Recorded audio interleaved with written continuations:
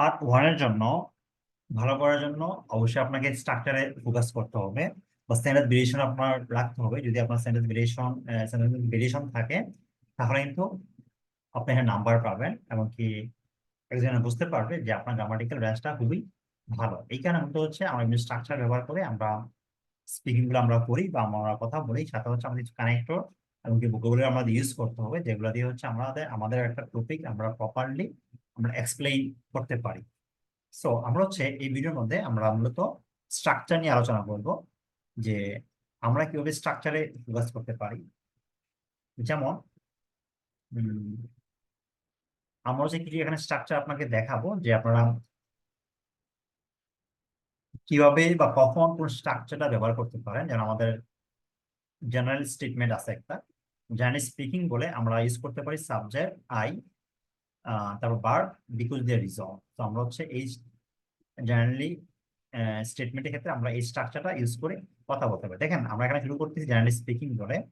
আর যদি হচ্ছে আমরা এটা এখানে দেখি যে এক্সপ্রেসিং ফ্রিকুয়েন্সি, এক্ষেত্রে হচ্ছে আপনি আহ, এই স্ট্রাকচার আপনি ইউজ করতে পারেন। আর আমরা এখানে শুরু করতেছি কি দিয়ে, সাবজেক্ট ভার্ব দিয়ে। যেমন আই প্রিফার, হচ্ছে অপশন, সরি এটা, যেমন example I go for a fun quite often than usually. তারপর হচ্ছে টাইম ফ্রেম, সো এখানে টাইম ফ্রেম থাকতেছে, ইউজুয়ালি থাকতেছে। সো আমরা হচ্ছে এই স্ট্রাকচারটা দেখেন এই সেন্টেন্সের সাথে এই সেন্টেন্সের মিল নাই, সো এখানে কিন্তু ভেরিয়েশন আছে।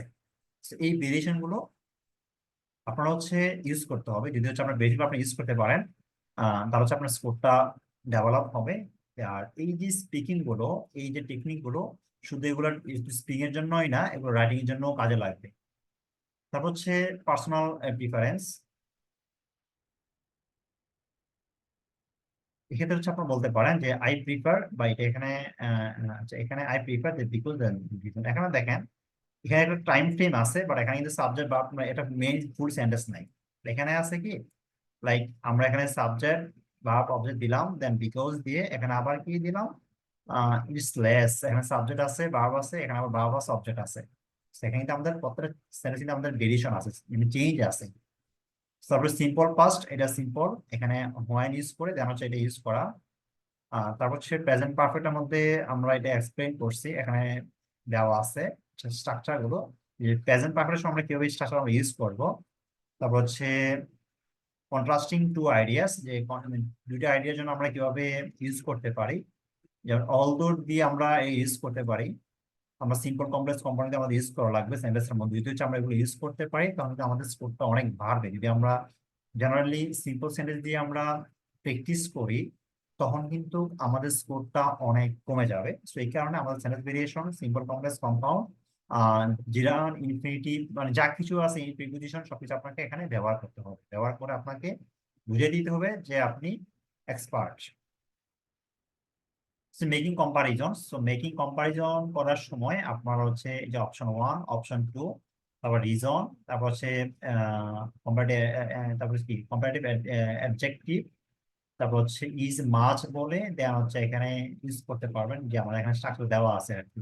রিজনটা বলে এখানে মানে বিকজটা বলে এখানে রিজনটা দিবেন। তারপর হচ্ছে হেবিট বোঝালে আমরা হচ্ছে স্ট্রাকচার আমরা ইউজ করতে পারি।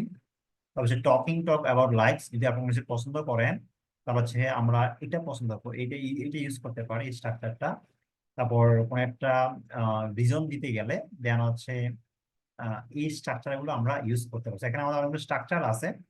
তো সবগুলো স্ট্রাকচার তো আপনি আর ইউজ করবেন না। তো যে স্ট্রাকচার গুলো আপনার জন্য ভালো বা খুব সহজে আপনি ইউজ করতে পারবেন, বা যেটা আপনার কাছে ভালো লাগে, চাইলে আপনি সেগুলো ইউজ করতে। এখানে আমাদের অনেকগুলো স্ট্রাকচার আছে, বা কিছু স্ট্রাকচার আপনি ডিরেক্টলি মুখস্থ করে রাখতে পারেন, যেভাবে হচ্ছে আপনি প্র্যাকটিস করবেন বা কথা বলবেন। আর যখন হচ্ছে আমাদের এই পিডিএফটা ফলো করে আপনি প্র্যাকটিস করবেন, আই থিঙ্ক স্ট্রাকচারটা আপনি জেনে যাবেন। সাথে হচ্ছে আমাদের এক্সাম্পল দেওয়া আছে, এই মানে কিভাবে ব্যবহার করতে হবে এটাও আপনি ক্লিয়ারলি বুঝে যাবেন।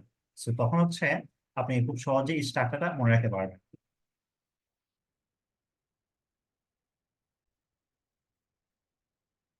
আর আমরা হচ্ছে আমাদের ফুল নোট কিন্তু আমরা আমাদের পেড কোর্সে দিয়ে থাকি। যারা হচ্ছে আমাদের ফুল পুষ্টি করবে তারাও পাবে, বা যারা হচ্ছে আমাদের অনলি স্পিকিং পুষ্টি করবে তারা হচ্ছে আমাদের নিয়মিত পেয়ে থাকবে আর কি। সো আমরা হচ্ছে এখানে বুঝিয়ে দিছি যে কখন বা কোন সময়ে আপনারা হচ্ছে কোন স্ট্রাকচার ব্যবহার করবেন এখানে বলে দেওয়া আছে। এক্সপ্রেসিং ওপিনিয়ন, তারপর হচ্ছে routine, making comparison with the past. তো অতীতের সাথে কম্পারিজন করতে গেলে আপনি কিভাবে ইউজ করবেন এখানে স্ট্রাকচার দেওয়া আছে, এক্সাম্পল দেওয়া আছে। Then describing preferences, talking about abilities. So এগুলো হচ্ছে আমাদের স্ট্রাকচার। সেই স্ট্রাকচার ব্যবহার করে যদি আপনি কথা বলেন, এখানে আমাদের অনেকগুলো স্ট্রাকচার আছে, আই থিঙ্ক ভালো হতে পারবে।